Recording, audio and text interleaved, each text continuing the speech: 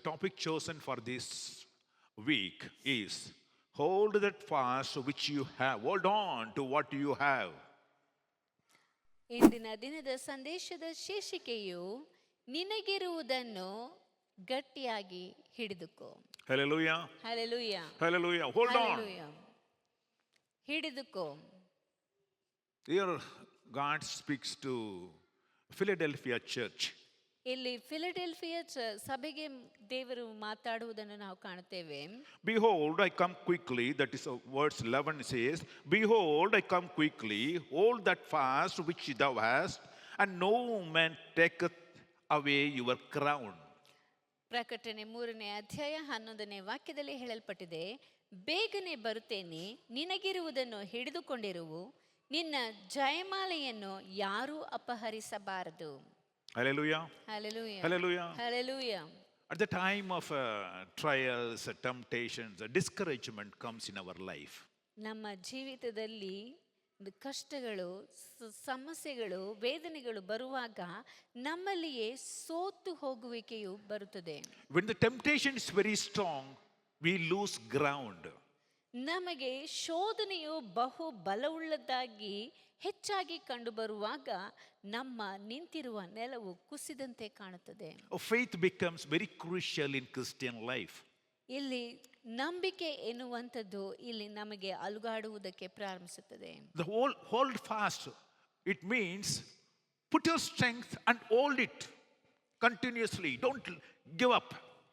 ಇಲ್ಲಿ ಗಟ್ಟಿಯಾಗಿ ಹಿಡಿದುಕೊಂಡಿರು ಎಂದು ಹೇಳುವುದಾದರೆ ನಿನ್ನ ಪೂರ್ತಿ ಬಲವನ್ನು ಹಾಕಿ ಅದನ್ನು ಹೋಗದಂತೆ ಹಿಡಿದುಕೋ ಎಂಬುದಾಗಿ ಹೇಳಲ್ಪಟ್ಟಿದೆ. Hold on to your faith. ನಿನ್ನ ನಂಬಿಕೆಯನ್ನು ಹಿಡಿದುಕೋ. Hold on to your salvation. ನಿನ್ನ ರಕ್ಷಣೆಯನ್ನು ಹಿಡಿದುಕೋ. Hold on to your hope. ನಿನ್ನ ನಿರೀಕ್ಷೆಯನ್ನು ಹಿಡಿದುಕೋ. Don't give up. ಅದನ್ನು ನೀನು ಬಿಟ್ಟು ಬಿಡಬೇಡ. The environment may be changing. ಇಲ್ಲಿ ಪರಿಸ್ಥಿತಿಗಳು ವ್ಯತ್ಯಾಸವಾಗಿರಬಹುದು. But it is your duty to hold on. ಆದರೆ ನಿನ್ನ ಕರ್ತವ್ಯವು ಅದನ್ನು ಹಿಡಿದುಕೊಂಡಿರುವುದು. Hallelujah. Hallelujah. Hallelujah. Hallelujah. If you lose your grip, my dear friend, you will fall down. ನೀನು ಒಂದು ವೇಳೆ ಅದನ್ನು ಬಿಟ್ಟು ಬಿಡುವುದಾದರೆ ಕೆಳಕ್ಕೆ ಬೀಳುವಿ. In 2 Samuel chapter 10 verse 9 to 14, so very clearly says about one particular incident where the stress is on holding on. ಇಲ್ಲಿ 2 ಸಮುವೇಲನ ಪುಸ್ತಕ 10ನೇ ಅಧ್ಯಾಯ 9ರಿಂದ 14ನೇ ವಾಕ್ಯದವರೆಗೂ ಇಲ್ಲಿ ಗಟ್ಟಿಯಾಗಿ ಹಿಡಿದುಕೊಂಡಿರುವುದು ಎನ್ನುವುದಕ್ಕೆ ಒಂದು ನಿದರ್ಶನ ರೂಪವಾಗಿ ಕೆಲವು ಕಾರ್ಯಗಳನ್ನು ಇಲ್ಲಿ ಕೊಡಲ್ಪಟ್ಟಿದೆ. The verse 11 says, 11ನೇ ವಾಕ್ಯದಲ್ಲಿ ಹೇಳಲ್ಪಟ್ಟಿದೆ, He said, If the Syrians be too strong for me, then thou shalt help me. And if the children of Ammon be strong for thee, then I will come and help you.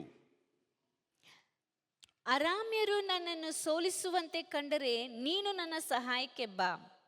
ಅಮ್ಮೋನಿಯರು ನಿನ್ನನ್ನು ಸೋಲಿಸುವಂತೆ ಕಂಡರೆ ನಾನು ನಿನ್ನ ಸಹಾಯಕ್ಕೆ ಬರುವೆನು. Here we see the two leaders are fighting for the army of David. ಇಲ್ಲಿ ಇಬ್ಬರು ನಾಯಕರು ದಾವೀದನ ಸೈನ್ಯಕ್ಕಾಗಿ ಅವರು ಹೋರಾಟ ಮಾಡುತ್ತಿದ್ದಾರೆ. One is Joab and his brother Abishai. ಮೊದಲನೆಯವನು ಯೋಬನು, ಇನ್ನೊಬ್ಬನು ಅವನ ಸಹೋದರನಾದಂಥ ಅಭಿಷೈ. They were fighting for the army of David to protect the people of Israel.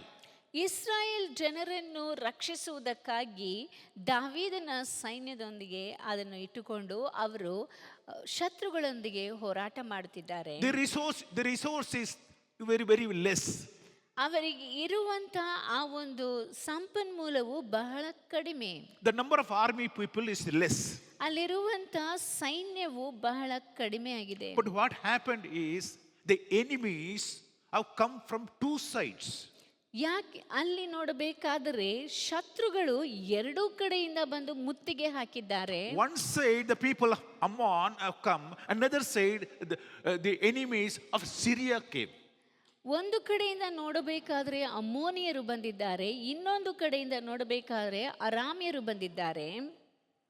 But these people do not have that much strength to fight. ಆದರೆ ಈ ಜನರಿಗೂ ಅವರೊಂದಿಗೆ ಯುದ್ಧ ಮಾಡುವುದಕ್ಕೆ ಅಷ್ಟು ಬಲವಿಲ್ಲ. But Joab decides, he is the leader of the army of David. Joab, he decides, let us do one thing. ಅಲ್ಲಿ ದಾವೀದನ ಸೈನ್ಯಕ್ಕೆ ನಾಯಕನಾಗಿರುವಂತ ಯೋವಾಬನು ಒಂದು ಕಾರ್ಯವನ್ನು ತೀರ್ಮಾನ ಮಾಡುತ್ತಾನೆ. Verse 12 says, 12ನೇ ವಾಕ್ಯದಲ್ಲಿ ಹೇಳಲ್ಪಟ್ಟಿದೆ, be of good courage. He advises his brother. ಆತನು ತನ್ನ ಸಹೋದರನಿಗೆ ಹೇಳುವಂತ ಮಾತು, ಧೈರ್ಯದಿಂದಿರು, and let us slay the men of our people. ನಮ್ಮ ಜನರಿಗೋಸ್ಕರವು, for the cities of our God, and the Lord do that which seems him good. ನಮ್ಮ ದೇವರ ಪಟ್ಟಣಗಳಿಗೋಸ್ಕರವೂ ನಮ್ಮ ಪೌರುಷವನ್ನು ತೋರಿಸೋಣ, ಯೆಹೋವನು ತನಗೆ ಸರಿ ಕಾಣುವಂಥದ್ದನ್ನು ಮಾಡಲಿ ಎಂದು ಹೇಳುತ್ತಾನೆ. Hallelujah. Hallelujah. He knows his weakness. ಅವನಿಗಿರುವಂತ ಬಲಹೀನತೆ ಗೊತ್ತು. He knows that he cannot fight the two sides armies with very less people from Israel. ಇಸ್ರಾಯೇಲ್ಯರ ಒಂದು ಚಿಕ್ಕ ಸೈನ್ಯದೊಂದಿಗೆ ಎರಡೂ ಕಡೆಯಿಂದ ಬಂದಿರುವಂತ ಶತ್ರುಗಳೊಂದಿಗೆ ಹೋರಾಟ ಮಾಡುವುದಕ್ಕೆ ಸಾಧ್ಯವಿಲ್ಲ ಅಂತ ಅವನಿಗೆ ಗೊತ್ತು. So he make a strategy. ಈಗ ಆತನು ಒಂದು ತೀರ್ಮಾನ ಮಾಡಿ he divides the number of people. He said, one side I'll go and fight, the other side you go and fight. ಆಗ ಅವನು ಒಂದು ತೀರ್ಮಾನದಂತೆ ಒಂದು ಕಡೆ ತಾನು ಹೋಗಿ ಯುದ್ಧ ಮಾಡುತ್ತಾನೆ, ಇನ್ನೊಂದು ಕಡೆ ತನ್ನ ಸಹೋದರನನ್ನು ಕಳುಹಿಸುತ್ತಾನೆ. Hallelujah. Hallelujah. Hallelujah. Hallelujah. See, many a times when we are not having enough strength, any power, the Satan will try to attack us from all sides.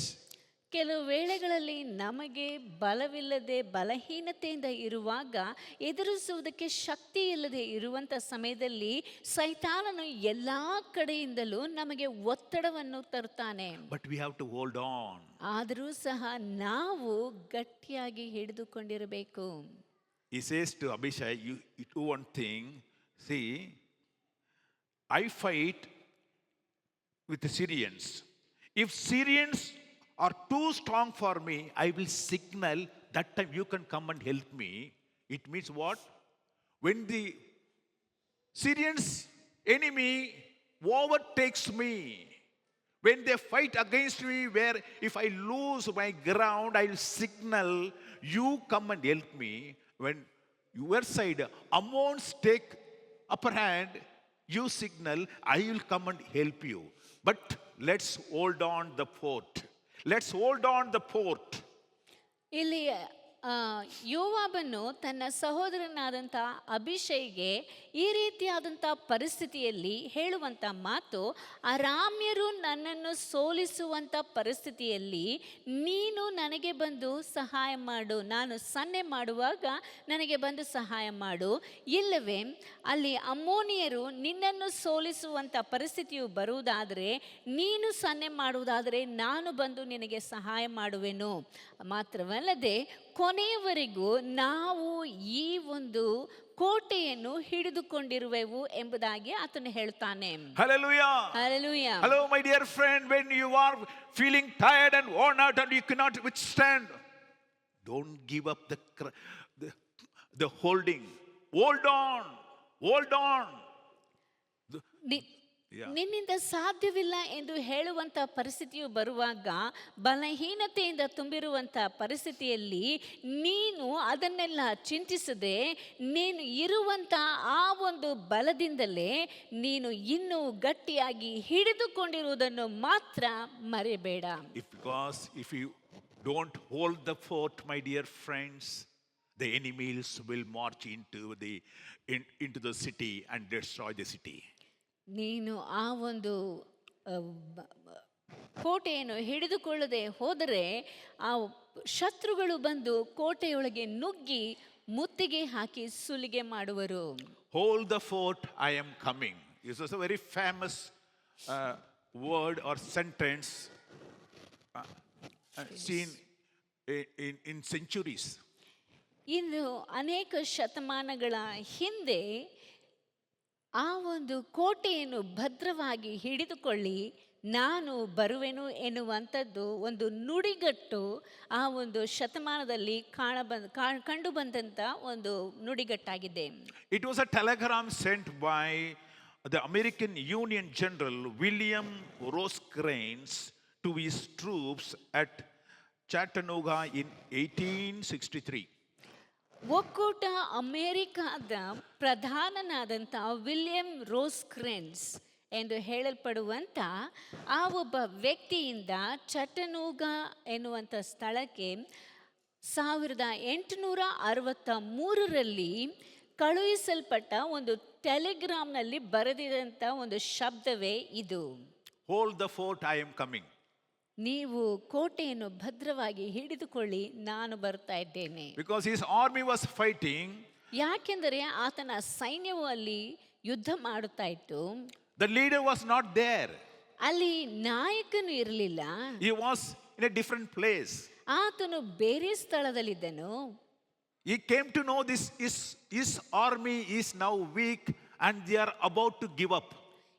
ಆ ಒಂದು ಸೈನ್ಯವು ಈಗ ಬಹಳವಾಗಿ ಬಲಹೀನರಾಗಿದ್ದಾರೆ, ಯುದ್ಧ ಮಾಡಿ ಮಾಡಿ ಇನ್ನೇನು ಅವರು ಅದನ್ನು ಬಿಟ್ಟು ಬಿಡಬೇಕು ಎನ್ನುವಂಥ ಪರಿಸ್ಥಿತಿಯಲ್ಲಿದ್ದಾರೆ ಎಂಬುದಾಗಿ ಆ ಪ್ರಧಾನನಿಗೆ ಗೊತ್ತಾಯಿತು. Then he sent a telegram to them saying that, hold the fort, I am coming. ಆಗ ಅವನು ತನ್ನ ಸೈನ್ಯಕ್ಕೆ ಕಳುಹಿಸಿದಂಥ ಟೆಲಿಗ್ರಾಮ್ನಲ್ಲಿ ಇದ್ದಂಥ ನುಡಿಗಟ್ಟು ಏನೆಂದು ಹೇಳುವುದಾದರೆ, ನೀವು ಕೋಟೆಯನ್ನು ಭದ್ರವಾಗಿ ಹಿಡಿದುಕೊಳ್ಳಿ, ನಾನು ಬರ್ತಾ ಇದ್ದೇನೆ.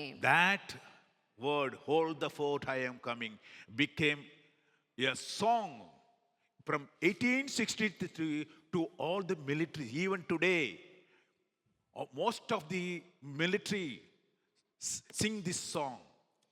ಈ ಒಂದು ಮಾತನ್ನು ಆತನು ಟೆಲಿಗ್ರಾಮ್ನಲ್ಲಿ ಕಳಿಸಿದ್ದು ಇಂದಿನ ದಿನಕ್ಕೂ ಆ ಮಿಲಿಟರಿನಲ್ಲಿ, ಸೈನ್ಯದಲ್ಲಿ ಜನರು ಹಾಡುವಂಥ ಒಂದು ಹಾಡಾಗಿ ಮಾರ್ಪಟ್ಟು ಬಿಟ್ಟಿದೆ. Hallelujah. Hallelujah. And that is a Christian song, my dear friend. ಅದು ಒಂದು ಕ್ರೈಸ್ತ ಹಾಡಾಗಿ ಕಂಡು ಬರ್ತದೆ. And the song goes like this. ಆ ಒಂದು ಹಾಡು ಈ ರೀತಿಯಾಗಿದೆ. Hold the fort, for I am coming, Jesus signal still. Wave the answer back to heaven, by the grace we will. Hold the fort, for I am coming, Jesus signal still. Wave the answer back to heaven, by thy grace we will. Yes, Lord, we will hold the fort. Jesus says, hold the fort, I am coming. ಹೌದು, ಯೇಸು ಕ್ರಿಸ್ತನೇ ಹೇಳುತ್ತಾನೆ, ನೀವು ಆ ಕೋಟೆಯನ್ನು ಭದ್ರವಾಗಿ ಹಿಡಿದುಕೊಳ್ಳಿ, ನಾನು ಬರ್ತಾ ಇದ್ದೇನೆ. Hallelujah. Hallelujah. Lord, yes, we will by your grace. ಹೌದು ದೇವರೇ, ನಿನ್ನ ಕೃಪೆಯಿಂದ ನಾವು ಹಿಡಿದುಕೊಳ್ಳುವುದಕ್ಕೆ ಸಾಧ್ಯವಾಗುತ್ತದೆ. Oh, my comrades, see the signal waving in the sky. Reinforcements now appearing, victory is nigh. Oh, hold the fort, for I am coming, Jesus signal still. Wave the answer back to heaven, by thy grace we will. Yes, Lord, by your grace we will hold on. Whatever the pressure comes, whatever the temptation comes, we will not yield. We will, Lord, hold this fort. ದೇವರೇ, ನಮಗೆ ಯಾವುದೇ ರೀತಿಯಾದಂಥ ಶೋಧನೆಗಳು ಬಂದರೂ, ಯಾವುದೇ ರೀತಿಯಾದಂಥ ಬಲಹೀನತೆಗಳು ನಮ್ಮನ್ನು ಆವರಿಸಿಕೊಂಡರೂ, ಕೋಟೆಯಾಗಿರುವಂಥ ಈ ಒಂದು ಕೋಟೆಯನ್ನು ನಾವು ಹಿಡಿದುಕೊಂಡು ಅದನ್ನು ಭದ್ರವಾಗಿ ನಿನ್ನ ಕೃಪೆಯಿಂದ ಕಾಪಾಡಿಕೊಳ್ಳುತ್ತೇವೆ. See the mighty host advancing, Satan leading on. Mighty ones around us falling, courage almost gone. Satan is leading against us. All my courage is almost down, he says. ಇಲ್ಲಿ ಈತನು ಹೇಳುವಂತ ಮಾತು, ಸೈತಾನನು ಹಿಡಿದುಕೊಂಡಿದ್ದಾನೆ, ನನ್ನ ಇಲ್ಲಿ ಇರುವಂತ ಎಲ್ಲಾ ಬಲವು ಕುಂದಿ ಹೋಗಿದೆ. See the glorious banner waving, hear the trumpet now. In a leader's name we triumph over every foe. Oh, all the fought for I am coming, Jesus signals still. Wave the answer back to heaven, by thy grace we will. See the banner of our Lord coming, is waving. See the sky, you can see the banner of our God. ಆಕಾಶವನ್ನು ಕಣ್ಣೆತ್ತಿ ನೋಡುವುದಾದರೆ ನಮ್ಮ ಕರ್ತನು ಬರುವಂತ ಆ ಒಂದು ಬಾವುಟವು ಹಾರುವುದು ಕಾಣುತ್ತಾ ಇದೆ. And we can triumph every foe. ನಾವು ಎಲ್ಲಾ ಶತ್ರುಗಳ ಮೇಲೆ ಅವರನ್ನು ಹಿಮ್ಮೆಟ್ಟಿ ನಿಲ್ಲುವುದಕ್ಕೆ ನಮಗೆ ಸಾಧ್ಯವಾಗುತ್ತದೆ. Hallelujah. Hallelujah. Hallelujah. Hallelujah. Hold the fort. Whatever comes, my dear friend, don't lose your soul. ನಮಗೆ ಏನೇ ಬಂದರೂ ಸಹ ನಮ್ಮ ಆ ಒಂದು ಆತ್ಮವನ್ನು ಕಳೆದುಕೊಳ್ಳಬಾರದು. And 1 Timothy chapter 6 verse 12 says, ಒಂದು ತಿಮೋಥೆಯನಿಗೆ ಬರೆದ ಪತ್ರಿಕೆ 6ನೇ ಅಧ್ಯಾಯ 12ನೇ ವಾಕ್ಯದಲ್ಲಿ ಹೇಳಲ್ಪಟ್ಟಿದೆ, fight the good fight of faith. Lay hold on to the eternal life, whereunto that thou art also called, and hast professed a good profession before many witnesses. ಕ್ರಿಸ್ತ ನಂಬಿಕೆಯುಳ್ಳವರು ಮಾಡತಕ್ಕ ಶ್ರೇಷ್ಠ ಹೋರಾಟವನ್ನು ಮಾಡು, ನಿತ್ಯ ಜೀವವನ್ನು ಹಿಡಿದುಕೋ, ಅದಕ್ಕಾಗಿ ದೇವರು ನಿನ್ನನ್ನು ಕರೆದನು ಮತ್ತು ನೀನು ಅನೇಕ ಸಾಕ್ಷಿಗಳ ಮುಂದೆ ಒಳ್ಳೆ ಪ್ರತಿಜ್ಞೆಯನ್ನು ಮಾಡಿದೆಯಲ್ಲ. Hallelujah. Hallelujah. Hallelujah. Hallelujah. You've been called, my dear friend, for eternal life. ನೀವು ನಿತ್ಯ ಜೀವಕ್ಕಾಗಿ ಕರೆಯಲ್ಪಟ್ಟಿರುವಂತವರು. Make a good fight, that's what he says. ನೀವು ಒಳ್ಳೆಯ ಹೋರಾಟವನ್ನು ಮಾಡಿ ಎಂಬುದಾಗಿ ವಾಕ್ಯವು ಹೇಳುತ್ತದೆ. Hold on to that eternal life. Don't lose a grip of that eternal life. ಆ ಒಂದು ನಿತ್ಯ ಜೀವವನ್ನು ಗಟ್ಟಿಯಾಗಿ ಹಿಡಿದುಕೊಂಡಿರಿ, ಅದನ್ನು ಬಿಟ್ಟು ಬಿಡಬೇಡಿರಿ. Hallelujah. Hallelujah. See, Paul advises Timothy, you fight, hold on to that, don't leave it. ಇಲ್ಲಿ ಪೌಲನು ತಿಮೋಥೆಯನಿಗೆ ಒಂದು ಬುದ್ಧಿ ಮಾತನ್ನು ಹೇಳ್ತಾನೆ, ನಿನಗಿರುವಂತಹ ಆ ಒಂದು ವಿಶ್ವಾಸವನ್ನು ಕಾಪಾಡಿಕೋ, ಅದನ್ನು ನೀನು ಬಿಟ್ಟು ಬಿಡಬೇಡ ಎಂಬುದಾಗಿ ಬುದ್ಧಿ ಮಾತು ಹೇಳ್ತಾನೆ. Hallelujah. Hallelujah. Yes, many times we struggle. ಅನೇಕ ವೇಳೆಗಳಲ್ಲಿ ನಾವು ಕಷ್ಟಪಡುತ್ತೇವೆ. When the world tempts us with so many things, we just get yielded. ನಾವು ಅನೇಕ ಕಾರ್ಯಗಳಿಂದ ಪ್ರಪಂಚವು ನಮಗೆ ಶೋಧನೆಗಳನ್ನು ಒಡ್ಡುವಂಥ ಸಮಯದಲ್ಲಿ ನಾವು ಅದಕ್ಕೆ ಹೆಚ್ಚು ಪ್ರಾಮುಖ್ಯತೆಯನ್ನು ಕೊಡುತ್ತೇವೆ. And we lose grip of our soul. ನಮ್ಮ ಆತ್ಮವನ್ನು ನಾವು ಬಿಟ್ಟು ಬಿಡುತ್ತೇವೆ. Our eternal life we forget. ನಮ್ಮ ನಿತ್ಯ ಜೀವವನ್ನು ನಾವು ಮರೆತು ಬಿಡುತ್ತೇವೆ. We don't value the salvation. ನಮ್ಮ ಆ ಒಂದು ರಕ್ಷಣೆಗೆ ನಾವು ಬೆಲೆಯನ್ನು ಕೊಡುವುದಿಲ್ಲ. Oh my dear friend, hold on to the fort. Jesus is coming. ಪ್ರೀತಿಯುಳ್ಳ ಸ್ನೇಹಿತರೆ, ಈ ಒಂದು ಆತ್ಮ ಎನ್ನುವಂಥ ಕೋಟೆಯನ್ನು ಭದ್ರವಾಗಿ ಹಿಡಿದುಕೊಂಡಿರಿ, ಯಾಕೆಂದರೆ ಯೇಸು ಕ್ರಿಸ್ತನು ಬರುತ್ತಾ ಇದ್ದಾನೆ.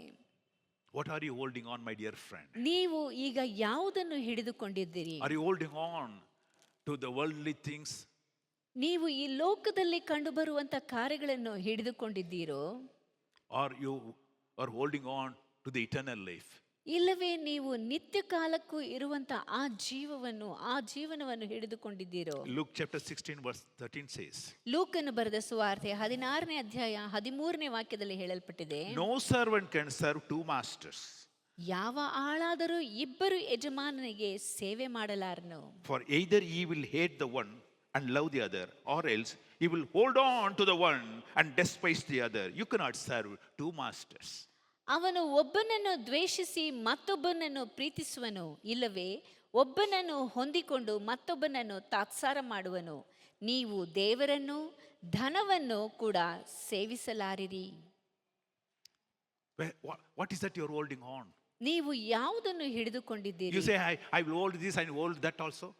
ನೀವು ಒಂದು ವೇಳೆ ಇದನ್ನು ಹಿಡ್ಕೊಂಡಿರ್ತೀನಿ ಅದನ್ನು ಹಿಡ್ಕೊಂಡಿರ್ತೀನಿ ಅಂತ ಹೇಳ್ತೀರಾ? Oh, my dear friend, they are going in two different directions. You can't hold on, which is going in two different directions. ಎರಡು ಬೇರೆ ಬೇರೆ ದಿಕ್ಕುಗಳಿಗೆ ಹೋಗುತ್ತಾ ಇದೆ. ಅದು ಎರಡನ್ನೂ ನಾವು ಹಿಡಿದುಕೊಂಡಿರುವುದಕ್ಕೆ ಸಾಧ್ಯವಿಲ್ಲ. Darkness and the light cannot go together. ಕತ್ತಲು ಮತ್ತು ಬೆಳಕು ಒಟ್ಟಿಗೆ ಇರುವುದಕ್ಕೆ ಸಾಧ್ಯವಿಲ್ಲ. Sin and holiness cannot go together. ಪಾಪವು ಮತ್ತು ಪವಿತ್ರತೆ ಎನ್ನುವಂಥದ್ದು ಒಟ್ಟಿಗೆ ಇರುವುದಕ್ಕೆ ಸಾಧ್ಯವಿಲ್ಲ. What is that you are holding on? ನೀನು ಯಾವುದನ್ನು ಹಿಡಿದುಕೊಂಡಿದ್ದಿ? You cannot serve two masters. ನೀವು ಇಬ್ಬರು ಯಜಮಾನರಿಗೆ ಕೆಲಸ ಮಾಡುವುದಕ್ಕೆ ಸಾಧ್ಯವಿಲ್ಲ. You start loving one and start losing the other. ನೀವು ಒಬ್ಬರನ್ನು ಪ್ರೀತಿಸಿ ಇನ್ನೊಬ್ಬರನ್ನು ನೀವು ತಿರಸ್ಕರಿಸುವಿರಿ. Hallelujah. Hallelujah, Hallelujah. Hallelujah. A few weeks back, I just saw a crime story. ಕೆಲವು ವಾರಗಳ ಹಿಂದೆ ಒಂದು ಕ್ರೈಮ್ ಸ್ಟೋರಿಯನ್ನು ನೋಡಿದರು. It happened in Kerala. ಇದು ಕೇರಳದಲ್ಲಿ ನಡೆದಂಥದ್ದು. A lady was married. A married lady of nearly 45 years was murdered, and she was thrown naked in the sea in Kerala area. ಈ ಒಂದು ಕೇರಳ ಭಾಗದಲ್ಲಿ ಕಾಣಲ್ಪಡುವಂಥ ಒಂದು ಸ್ಥಳದಲ್ಲಿ ಒಬ್ಬ ಸ್ತ್ರೀಯು ಮದುವೆ ಆಗಿರುವಂಥವರು 45 ವರ್ಷದ ಸ್ತ್ರೀ ಅವರನ್ನು ಕೊಲೆ ಮಾಡಿ ಬೆತ್ತಲೆಯಾಗಿ ಒಂದು ನದಿ ತೀರದಲ್ಲಿ ಬಿಸಾಡಿದ್ದರು. It was a shocking news to everybody, including her husband and a child, and nobody knew what is the reasons. Who has done this? ಆ ಒಂದು ಹೆಣವನ್ನು ನೋಡಿದಂಥ ವ್ಯಕ್ತಿಗಳಿಗೆ ಮತ್ತು ಅವರ ಗಂಡ ಮಕ್ಕಳಿಗೆ ಇದನ್ನು ನೋಡಿದಾಗ ಬಹಳ ಆಶ್ಚರ್ಯವಾಯಿತು. ಮತ್ತು ಇದನ್ನು ಯಾರು ಮಾಡಿದರು, ಹೇಗೆ ಎನ್ನುವಂಥದ್ದು ಯಾರಿಗೂ ಯಾವ ಒಂದು ಕ್ಲೂ ಇರಲಿಲ್ಲ. The husband noticed that his wife did not come home after her work. Because normally she used to come by 5 o'clock, but that day, even after 7 o'clock also, she didn't turn up. So he got suspicious. He was started asking everywhere about her, but no one gave any news. ತನ್ನ ಹೆಂಡತಿಯು ಬಂದು ಸಂಜೆ 5 ಗಂಟೆ ಒಳಗಡೆ ಅವರು ಕೆಲಸ ಮುಗಿಸ್ಕೊಂಡು ಬರುವಂಥದ್ದು ವಾಡಿಕೆಯಾಗಿತ್ತು. ಆದರೆ ಆ ಒಂದು ದಿನದಲ್ಲಿ ಆಕೆ ಬರಲಿಲ್ಲ. ಯಾಕೆ ಬರಲಿಲ್ಲ ಏನು ಎಂಬುದಾಗಿ ವಿಚಾರಿಸಿದ್ರು, ಏನೂ ತಿಳಿಯಲಿಲ್ಲ. So he complained to the police, and police also started inquiring everyone. And finally, one person that she was working as a teacher. So the headmaster of the school told that by 12 or by around that 2 o'clock, she left the school, saying that some urgent call is there. So she left that place, and after that we really don't know.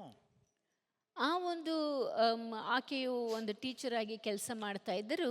ಅಲ್ಲಿರುವಂಥ head ಮಾಸ್ಟರನ್ನು ಹೋಗಿ ಕೇಳಬೇಕಾದರೆ ಅವರು ಎಲ್ಲಿ ಹೋದರು ಏನು ಅಂತ ಅವರು ಹೇಳಿದರು, ಇಲ್ಲ 2 ಗಂಟೆಗೆ ಅವರು ನನಗೆ ಬಹಳ ಅರ್ಜೆಂಟ್ ಕೆಲಸ ಇದೆ ಅಂತ ಹೇಳಿ ಅವರು ತಮ್ಮ ಕೈಯಲ್ಲೇ ಲೆಟ್ರ್ ಬರೆದು ಕೊಟ್ಟು ಹೋಗಿದ್ದಾರೆ. ಆಮೇಲೆ ಏನಾಯಿತು ಅಂತ ನಮಗೆ ಗೊತ್ತಿಲ್ಲ ಅಂತ ಹೆಡ್ ಮಾಸ್ಟರ್ ಹೇಳ್ತಾರೆ.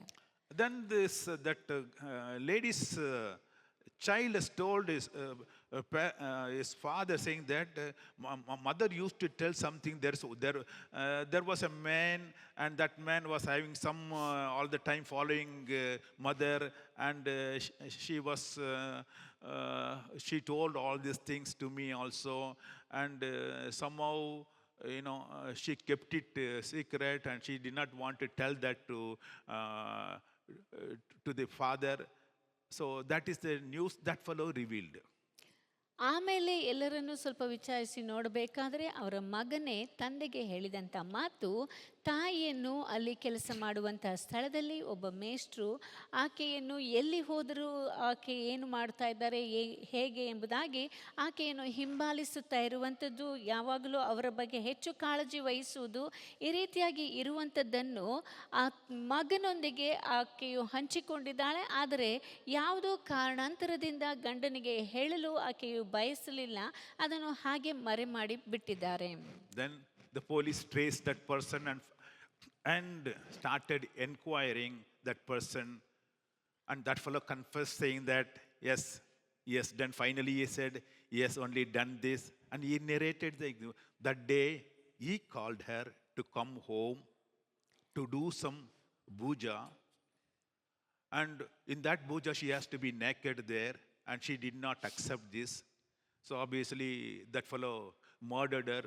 And after murdering, and she took that body to the sea and thrown her into the sea. And that body only was found.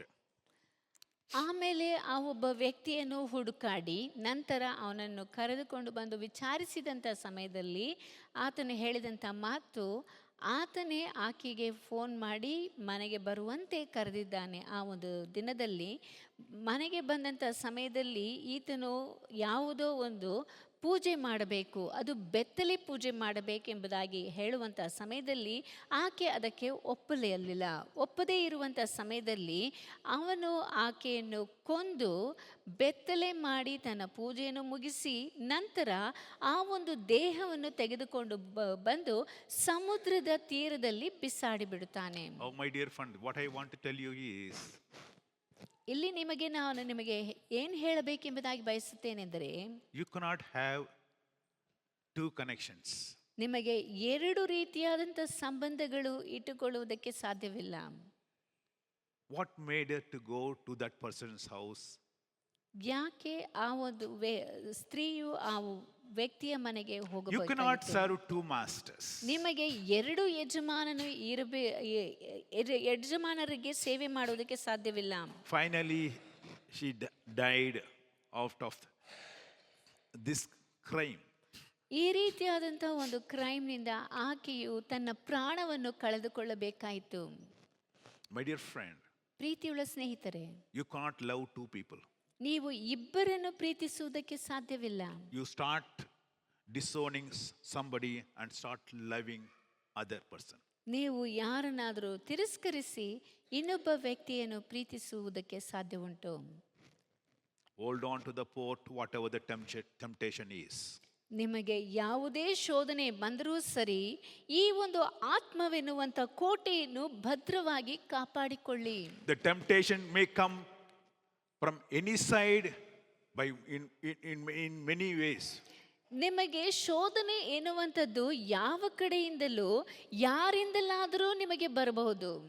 Ecclesiastes chapter 2 verse 3 says, I sought in my mind to give myself unto wine, yet acquainting mine heart with wisdom, and to lay hold on folly, till I might see what was good for the sons of man, which they should do under the heaven all the days of their lives.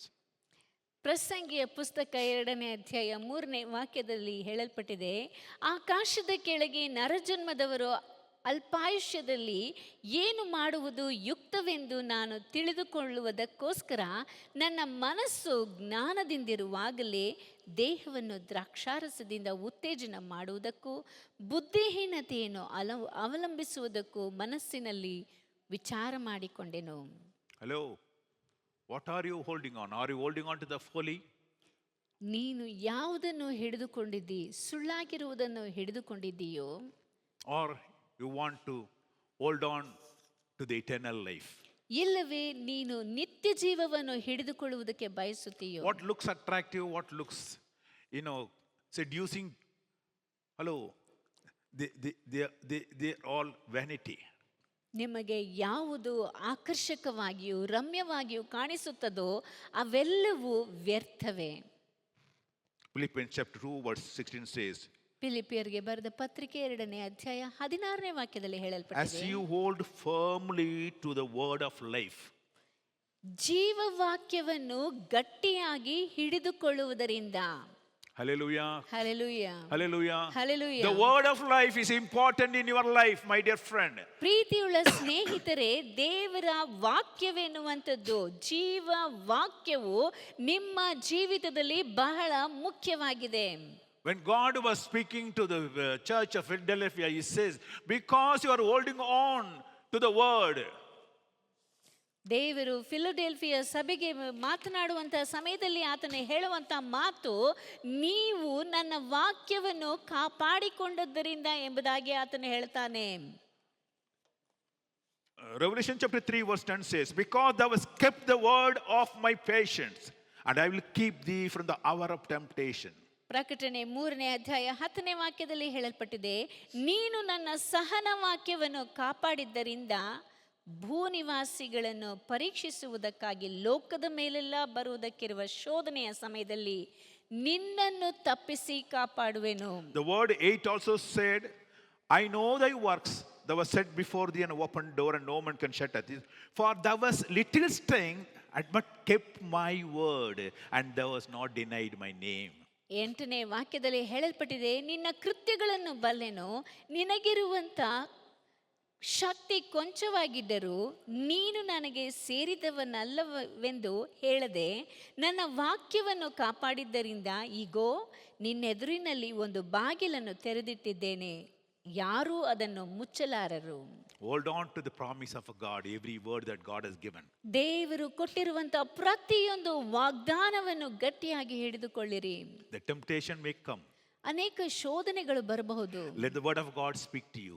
ದೇವರ ವಾಕ್ಯವು ನಿಮ್ಮ ಸಂಗಡ ಮಾತಾಡಲಿ. The word by itself is God. ದೇವರ ವಾಕ್ಯ ಎಂದು ಹೇಳುವಾಗ ಅದೇ ನಮಗೆ ದೇವರಾಗಿ ಕಾಣಲ್ಪಡುತ್ತದೆ. Bible very clearly says the word became flesh and lived among us. ದೇವರ ವಾಕ್ಯದಲ್ಲಿ ಸ್ಪಷ್ಟವಾಗಿ ಹೇಳಲ್ಪಟ್ಟಿದೆ, ಆ ಒಂದು ದೇವರ ವಾಕ್ಯವು ನರಾವತಾರ ಎತ್ತಿ ನಮ್ಮ ಮಧ್ಯದಲ್ಲಿ ವಾಸ ಮಾಡಿದನು ಎಂಬುದಾಗಿ. And every promise of God is true. ದೇವರ ಪ್ರತಿಯೊಂದು ವಾಗ್ದಾನವು ಅದು ನಿಜಕ್ಕೂ ಅದು ಸತ್ಯವಾಗಿ ಕಾಣಲ್ಪಡುತ್ತದೆ. And the word of God is lamp unto your feet. ದೇವರ ವಾಕ್ಯವು ನಮ್ಮ ಕಾಲಿಗೆ ದೀಪವಾಗಿ ಕಾಣಲ್ಪಡುತ್ತದೆ. Hallelujah. Hallelujah. Hallelujah. When you are shaken, when things are just going against you, you are about to give up. My dear friend, go to the word of God and read. That will speak to you. ನಿನ್ನ ಮಾರ್ಗದಲ್ಲಿ ನೀನು ನಡೆಯುತ್ತಿರುವಂತ ಸಮಯದಲ್ಲಿ ನಿನಗೆ ಮಾರ್ಗವು ತೋಚದೆ ನಡೆಯುವಂಥ ಮಾರ್ಗವು ನಿನಗೆ ಅಲುಗಾಡುವಂಥ ಸಮಯದಲ್ಲಿ ನೀನು ಏನು ಮಾಡಬೇಕು ಎಂಬುದಾಗಿ ತಿಳಿಯದೇ ಇರುವಂಥ ಸಮಯದಲ್ಲಿ ದೇವರ ವಾಕ್ಯವನ್ನು ಓದಿರಿ, ಅದು ನಿಮಗೆ ಮಾರ್ಗದರ್ಶನ ಮಾಡುವಂಥದ್ದಾಗಿರುತ್ತದೆ. Hold on to the hope. ಆ ಒಂದು ನಿರೀಕ್ಷೆಯನ್ನು ಹಿಡಿದಿಟ್ಟುಕೊಂಡಿರಿ. Because without hope you will lose everything. ನಿರೀಕ್ಷೆ ಇಲ್ಲದೆ ನೀವು ಎಲ್ಲವನ್ನು ಕಳೆದುಕೊಳ್ಳುವಿರಿ. If you lose your faith, my dear friend, ನೀವು ನಿಮ್ಮ ನಂಬಿಕೆಯನ್ನು ಕಳೆದುಕೊಳ್ಳುವಿರಿ. You lose your salvation. ನಿಮ್ಮ ರಕ್ಷಣೆಯನ್ನು ಕಳೆದುಕೊಳ್ಳುವಿರಿ. If you don't believe that he is coming, hold on, he is coming. If you don't believe, then you lose your hope and lose your faith. ನೀವು ಆತನು ಬರುತ್ತಾನೆ ಎನ್ನುವುದನ್ನು ನಂಬದೇ ಹೋದರೆ, ಅದನ್ನು ಹಿಡಿದುಕೊಳ್ಳದೆ ಹೋದರೆ ನೀವು ನಿಮ್ಮ ರಕ್ಷಣೆಯನ್ನು, ನಿರೀಕ್ಷೆಯನ್ನು, ನಂಬಿಕೆಯನ್ನು ಕಳೆದುಕೊಳ್ಳುವಿರಿ. He that promised is faithful. ಆ ವಾಗ್ದಾನ ಮಾಡಿದಾತನು ನಂಬಿಗಸ್ತನು. He will fulfill his word. ಆತನು ಮಾಡಿದಂತ ವಾಗ್ದಾನವನ್ನು ನೆರವೇರಿಸುವನು. He is our eternal God.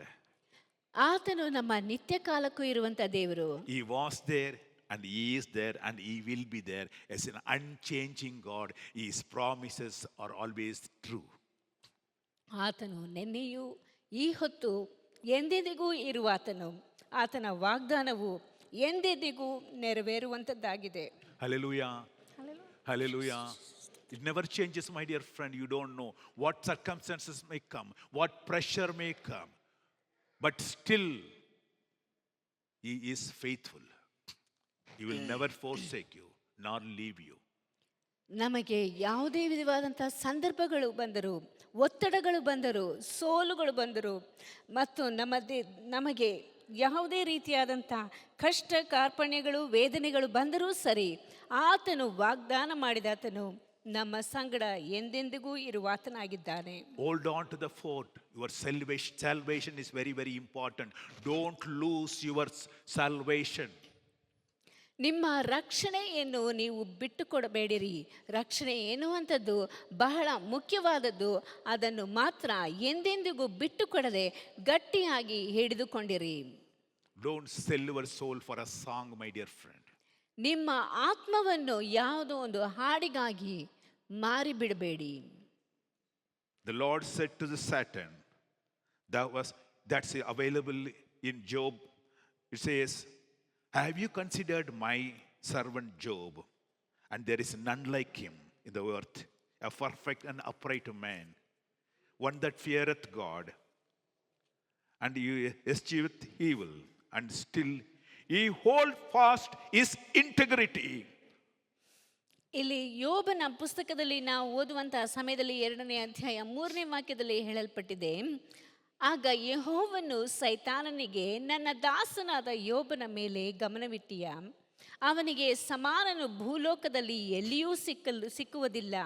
ಅವನು ದೇವರಲ್ಲಿ ಭಯಭಕ್ತಿಯುಳ್ಳವನಾಗಿ ಕೆಟ್ಟದ್ದನ್ನು ನಿರಾಕರಿಸುತ್ತಾ ನಿರ್ದೋಷಿಯೂ ಯಥಾರ್ಥ ಚಿತ್ತನೂ ಆಗಿದ್ದಾನೆ. ಅವನನ್ನು ಕಾರಣವಿಲ್ಲದೆ ನಾಶನ ಮಾಡುವುದಕ್ಕೆ ನೀನು ನನ್ನನ್ನು ಪ್ರೇರೇಪಿಸಿದರು. ಅವನು ತನ್ನ ಯಥಾರ್ಥತ್ವವನ್ನು ಬಿಡದೆ ಇದ್ದಾನೆ ಅಂದನು. He has not forsaken his righteousness. ಆತನು ತನ್ನ ಯಥಾರ್ಥತ್ವವನ್ನು ನೀತಿವಂತಿಕೆಯನ್ನು ಬಿಡಲೇ ಇಲ್ಲ. Righteousness is nothing but his salvation. ನೀತಿವಂತಿಕೆ ಎಂದು ಹೇಳುವಂತಹ ಸಮಯದಲ್ಲಿ ಅದು ರಕ್ಷಣೆಯನ್ನು ಸೂಚಿಸುವಂತದ್ದಾಗಿದೆ. Hallelujah. A righteous people, those who are saved by the blood of God, are righteous one. ದೇವರ ರಕ್ತದಿಂದ ತೊಳೆಯಲ್ಪಟ್ಟು ಆತನಲ್ಲಿ ರಕ್ಷಣೆ ಹೊಂದಿದಂತ ವ್ಯಕ್ತಿಗಳು ನೀತಿವಂತರಾಗಿರುತ್ತಾರೆ. Righteous, you have to live a righteous life, my dear friend. ನೀತಿವಂತರಾಗಿರುವಂತ ನೀವು ನೀತಿಯಿಂದ ಜೀವನವನ್ನು ಸಾಗಿಸಬೇಕು. Hold on to the righteous way of living in spite of whatever this temptation comes. World may tempt you like anything, but don't yield yourself. ಈ ಲೋಕವು ಅನೇಕ ರೀತಿಯಾಗಿ ಶೋಧಿಸಬಹುದು, ಆದರೂ ಸಹ ಅದಕ್ಕೆ ಹೆಚ್ಚು ಪ್ರಾಮುಖ್ಯತೆಯನ್ನು ಕೊಡದೆ ದೇವರು ನಮಗೆ ಇಟ್ಟಿರುವಂತ ಆ ನೀತಿಯ ಮಾರ್ಗದಲ್ಲಿ ನಡೆಯುವುದಕ್ಕೆ ಪ್ರಯಾಸ ಪಡಬೇಕು. In my young days, I saw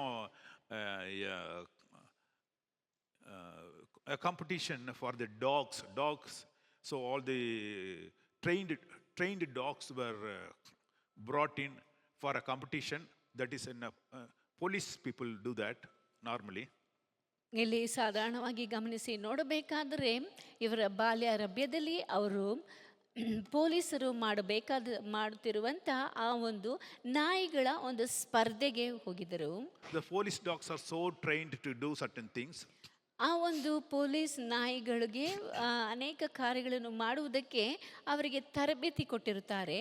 One of the competitions is that these dogs have to carry something in that mouth and have to reach maybe some half a furlong and hand over that to that person who was standing there.